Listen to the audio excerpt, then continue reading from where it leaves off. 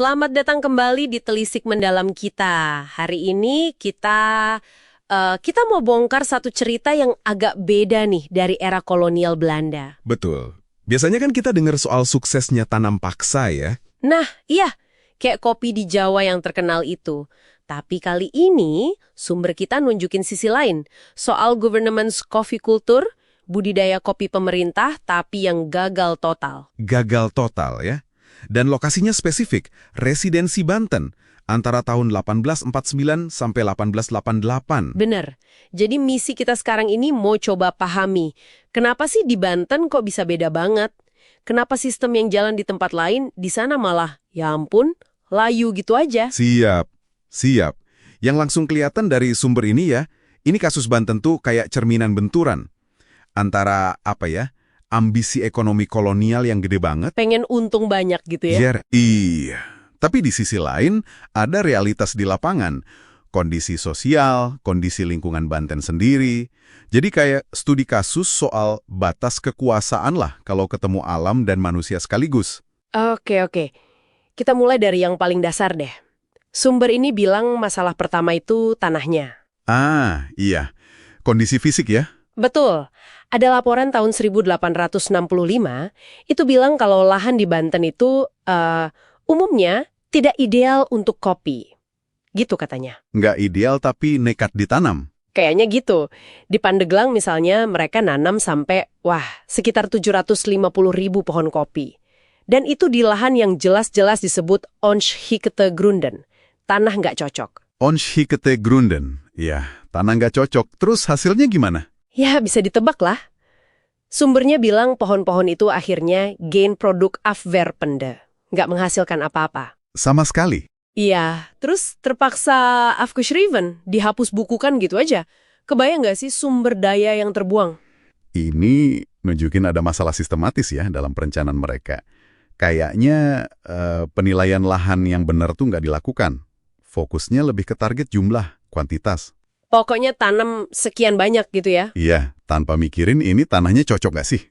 Oke, jadi tanahnya emang udah jadi tantangan besar ya. Terus gimana dengan orang-orangnya? Penduduk lokalnya?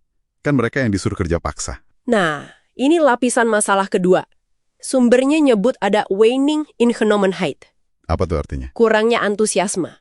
Ya jelas aja kan beban kerjanya berat banget. Mereka ngerasa ini bezwarende omstandigheid. Kondisi yang memberatkan lah. Sampai harus dipaksa ya? Iya, harus engagespor, didorong, dipaksa buat ngerawat kebun kopi itu. Nah, ini bagian yang menarik banget nih menurut saya. Apa tuh? Ada penyelidikan dari pejabat namanya C.P.C. Steinmetz tahun 1864. Dia nemuin ada Heimelijke Omhakking van Vruchtbare Koffiebome. Tunggu. Heimelijke Omhakking? Penebangan diam-diam? Betul, penebangan diam-diam pohon kopi yang masih produktif. Ini kan bentuk protes, tapi tersembunyi, sabotase. Wah, itu cerdik sekali ya. Mereka nggak memberontak terang-terangan, tapi merusak dari dalam. Mereka juga adaptif loh. Di Pandeglang, katanya petani sampai bikin penggilingan kopi sendiri. buat apa? Buat menghemat ternak mereka, kerbau buffles mereka. Kan kerbau penting banget buat sawah. Jadi ini cara mereka ngakalin sistem juga. Gila, ini perlawanan yang cerdas ya, bukan cuma pasif nolak, tapi aktif cari cara. Iya, ini nunjukin agensi mereka. Penduduk lokal itu bukan sekedar korban pasif, tapi mereka punya cara sendiri buat mempengaruhi ekonomi kolonial tanpa harus perang terbuka. Dampaknya ke produksi pasti kelihatan banget ya. Jelas, antara 1859 sampai 1863 itu, produksi kopi di Banten, terutama Pandeglang, anjlok. Turunnya lebih dari 50% dibanding 5 tahun sebelumnya. Setengahnya hilang gitu aja. Iya, si Steinmetz itu nyalain dua hal. Administrasi yang buruk, katanya. Datanya kurang, nanamnya asal, kebun dihentikan sembarangan. Sama, yaitu tadi, resistensi penduduk. Jadi kayak lingkaran setan gitu ya. Persis. Tanah nggak cocok, panen jelek, kerja paksa jadi kayak sia-sia, terus penduduk makin malas atau malah sabotase, produksinya makin anjlok. Administrasinya juga nggak becus, mecahin lingkaran ini. Terus akhirnya gimana? Nyerah gitu aja pemerintah kolonial? Di beberapa wilayah iya. Budidaya kopi akhirnya dihentikan. Kebun-kebunnya diserahkan kembali kepada penduduk untuk keperluan pertanian mereka sendiri. Akhirnya dilepas juga ya? Dilepas.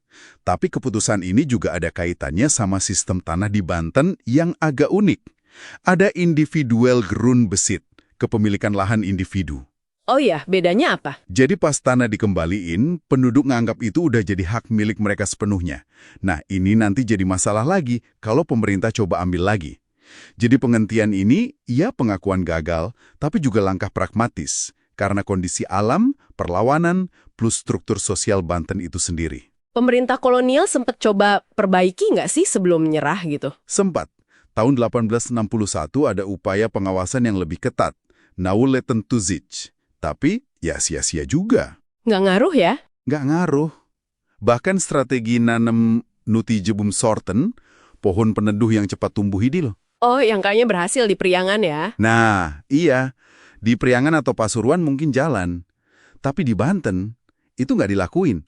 Alasannya, dianggap biaya dan tenaga kerja tidak sebanding dengan hasilnya. Wah, beda banget ya pendekatannya sama daerah lain. Kenapa ya kira-kira? Kontras ini justru nunjukin betapa susahnya kombinasi tantangan di Banten. Masalahnya kayaknya lebih mendasar. Ekologinya sulit, resistensi sosialnya kuat, model kolonial standar kayaknya mentok di sana. Jadi intinya apa nih yang bisa kita ambil dari kisah kopi Banten ini untuk Anda yang dengerin? Mungkin ini bukan cuma cerita gagalnya tanam paksa di satu tempat ya? Iya, lebih dari itu.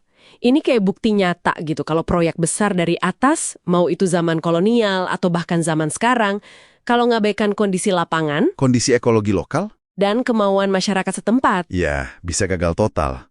Kombinasi tanah yang nggak cocok, perlawanan yang gigih tapi cerdik dari penduduk, plus administrasi yang kurang peka ya, itu jadi resep pahit buat ambisi kopi Belanda di Banten. Betul. Pelajarannya relevan banget sih. Ini soal batas kekuasaan, soal gimana alam dan kemauan manusia itu bisa menantang sistem yang kelihatannya kuat banget. Dan ini mungkin ya, memunculkan pertanyaan buat Anda renungkan. Apa tuh? Kalau kita lihat bagaimana proyek-proyek skala besar hari ini, kadang masih aja suka abai sama kondisi dan suara lokal, kira-kira ada nggak ya kisah kopi Banten versi modern yang lagi terjadi sekarang? Mungkin di sekitar kita, tapi kita belum sadar aja. Menarik. Sesuatu untuk dipikirkan lebih lanjut ya.